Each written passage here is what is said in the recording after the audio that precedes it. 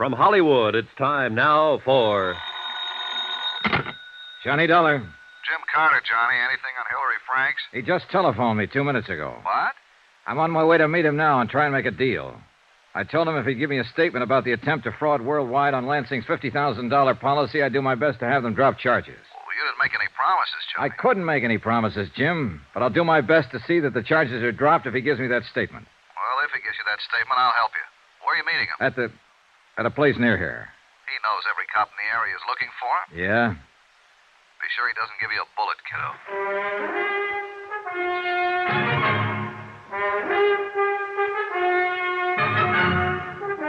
Tonight and every weekday night, Bob Bailey in the transcribed adventures of the man with the action-packed expense account, America's fabulous freelance insurance investigator. Yours truly, Johnny Dollar.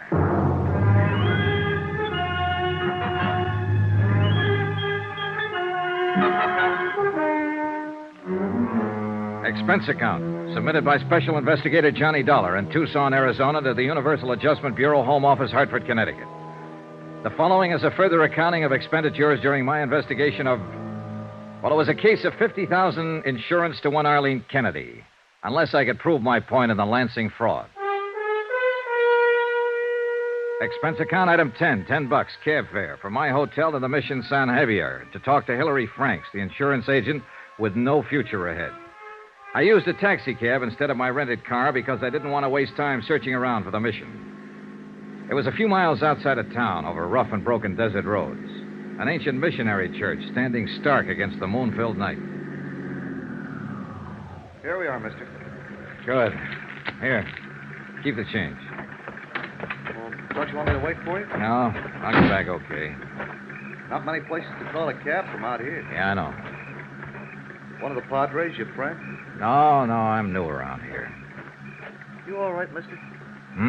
You feel all right? You loaded or something? No, why? We're coming out here at midnight. Well, it's just a whim, friend. Don't worry about it. I bet sure would. Mister? Yeah? You gonna meet somebody here or something? Why? I just saw a guy standing over by the bell tower. Oh, thanks. Good night.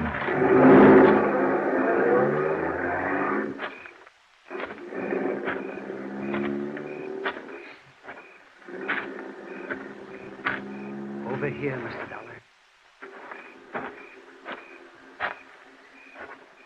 Careful, Dollar. Hillary Franks had a .38 pointed right at my chest. In the bright moonlight, I could see that he was still wearing the same clothes he'd had on 2 days before in his office. He needed to shave, and judging from the circles under his eyes, he hadn't slept much. He was pale and shaken. The gun wobbled in his hand. Anybody with you?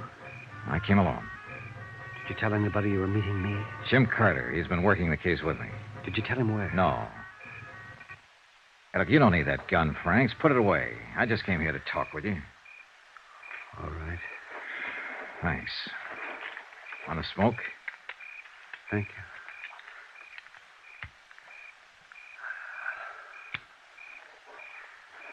Why did you talk to Carter? What did he say? He said he'd help me try and have the charges dropped against you if you give us a statement. Now, you have two of us on your side, Mr. Franks, if you want to cooperate. Do you? I want to straighten out what I can, Mr. Dollar. Well, now's the time to do it. What was your deal with Arlene Kennedy, James Lansing's sister and beneficiary? I met Arlene Kennedy right after my wife died. I guess I was very low. Oh, that's perfectly natural. I became interested in Arlene because we had a great many things in common. So I thought. I mean, she was a widow and had no one except her brother, James Lansing, in Los Angeles. And we went together, and eventually I asked her to marry me. But she laughed at me. Why? I guess I'm not an exciting man, a witty one, or even an interesting one, Mr. Dollar. Mrs. Kennedy made me feel as though my whole life had been hopeless, useless. Raising children, selling insurance. She made me feel as though I'd miss a great deal in life unless I married her. What is it? What do you want from me? What do you want from life, I'd ask her. And she'd only laugh at me. Go on. I just can't tell you how desperate it made me feel. I loved her, Mr. Dollar. I wanted her. Did she ever answer your questions? Oh, many times. She pointed out that her trust funds pay her over $700 a month for life. And she knew that my commissions and salary as a broker came to about the same. Oh, Mr. Dollar, we could have lived very comfortably on that kind of income. But Arlene talked of traveling, of Europe, of clothes, and, oh, I don't know, things her family had been able to afford for her once, many years ago. And she said she wouldn't marry unless we could look forward to that kind of life. She wanted $50,000 in cash instead of money just trickling in every month. That's about it. When did she get around to the proposition, her brother's insurance? Her brother came here from Los Angeles one day. The doctors there gave him a year or two to live. Oh, yes, he was pretty shot. Been drinking for years. He'd used up all his money, a long time before. He asked Arlene to help him.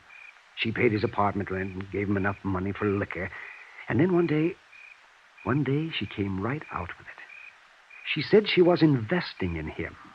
And he was a good risk, because she knew he'd die. That's how she put it to me. Mm-hmm. Arlene said all I had to do was see to it that her brother had a nice fat policy. He was going to die. Why not cash in on it? I must have been crazy to even think about it. How did you work it? I mean, how did Dr. Mayhood pass him? I paid a man $100 to go to Dr. Mayhood's office and take the physical for Lansing. What was the man's name? Oh, no, I wouldn't tell you that, Mr. Dollar. He's not involved in anything. All right, we'll let that go. Once you arranged for Lansing to become insured, you and Mrs. Kennedy just planned on waiting for him to die. That was the general idea, in view of what the Los Angeles doctors had said. Once I'd done it, gotten him insured, it was too late to turn back. Did you want to turn back? Yes. What did Mrs. Kennedy say about backing out? She thought I was weak and afraid. Oh, then things weren't so good between you. Oh, they never were, Mr. Dollar. The idea was to wait for Lansing to die, collect the $50,000 and get married, huh? I suppose so, yes, but once he was insured, she talked less and less about our getting married. You're leaving something out, Mr. Franks. Huh? Didn't she tell you exactly what kind of a position you were in? Didn't she fix it so that you couldn't make a move? Legally, she'd done nothing wrong. It was you who had arranged for the physical, you who had made the application for insurance in the name of her brother. Oh, yes. Oh, yes, she was clear about all that. And she told me so every time she felt like it. When you write down what you just told me and sign it, we can hold it over Mrs. Kennedy's head to prove attempted defraud and collusion. Now, will you do that, Mr. Franks? Yes. Then I guess we'd better get back into town. All right. Come on, Mr. Franks. We walked 3 miles over to the highway, flagged down a car, and got back to the hotel about 2:30 in the morning, got Jim Carter out of bed. Enclosed, fine notarized statement of Hillary Franks explaining his part in the matter regarding policy 678JN23L. Before he was finished, Carter had already telephoned the Tucson police, telling them that the charges were being dropped against Franks and that he was no longer a fugitive. Then he placed a long-distance call to Worldwide's president in Hartford. Jim Carter, sir. I want to ask you not to prosecute Hillary Franks in this matter. Yes, sir, he's given us a complete statement about the whole thing. I don't think we have to go any farther than that. Well, look, the guy made one mistake, the first one in 17 years. He suffered enough for it already. Yes, sir. Dollar feels that way, too. Yes, sir. I think it's okay, Mr. Franks. All right. I thank you.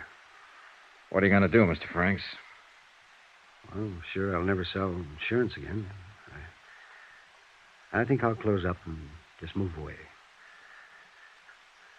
Far away. Thank you.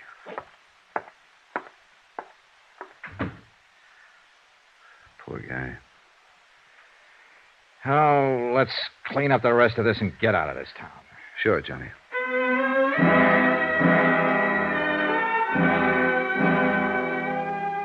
Hillary Franks pulled out of Tucson that afternoon.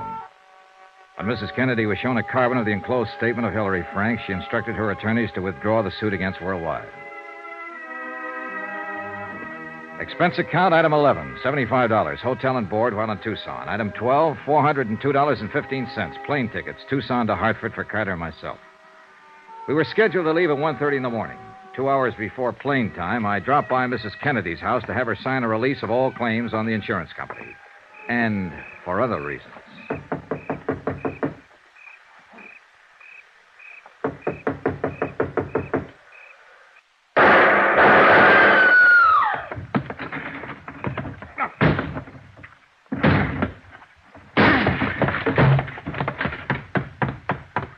Help me, Mr. Dollar. Please help me. I carried Arlene Kennedy to the couch, and I did what I could for her. I phoned the police and told them to bring an ambulance. After that, I began looking around. I found a dark stain on the window still leading outside of the back of the house. On the floor, a blood-stained letter opener. There was no gun in sight anywhere. I decided if I had been stabbed with a letter opener, it would be easier to try to make it out the back way than risk the street that was bound to be full of policemen any minute. I was right. Hillary Franks was on a ledge of rock that rose above the back of the house. I ducked behind some cactus plants.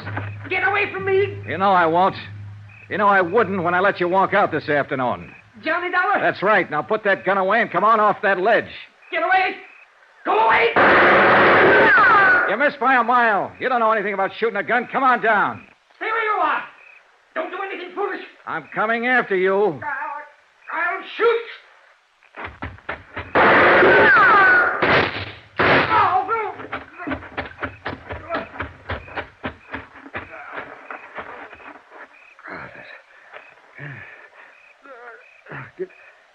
Good shot, Dollar. Can you walk? No. Why did you do it, Mr. Franks? I came back to see her tonight.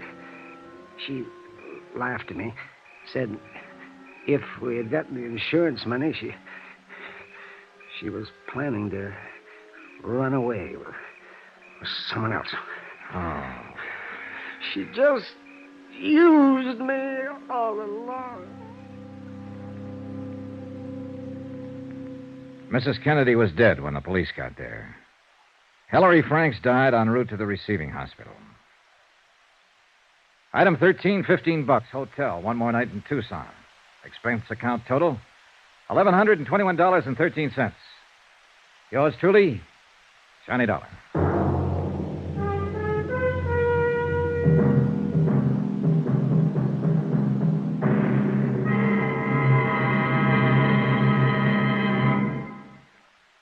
Remember, there'll be another exciting story beginning next Monday night. Next week, a quick trip to New York, to the bright lights, the glamour of Broadway with its theaters, its actors, and, some very bad actors. You might even say killers. Join us, won't you? Yours truly, Johnny Dollar.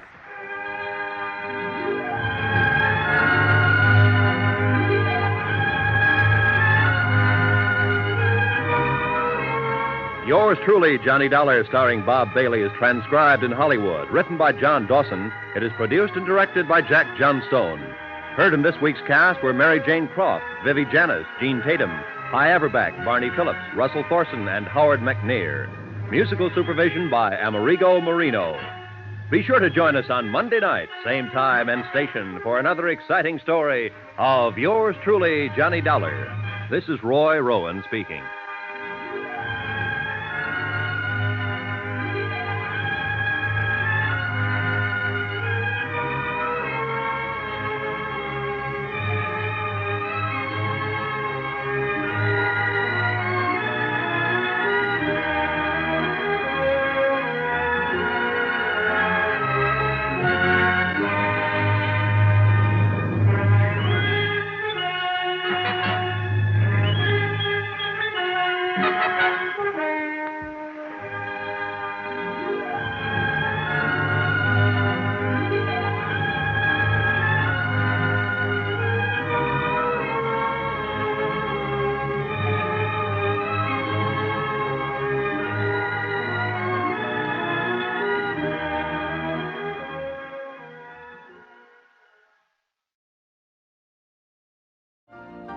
You've been listening to the OTR Gold Network. Find more classic radio at otrgold.com.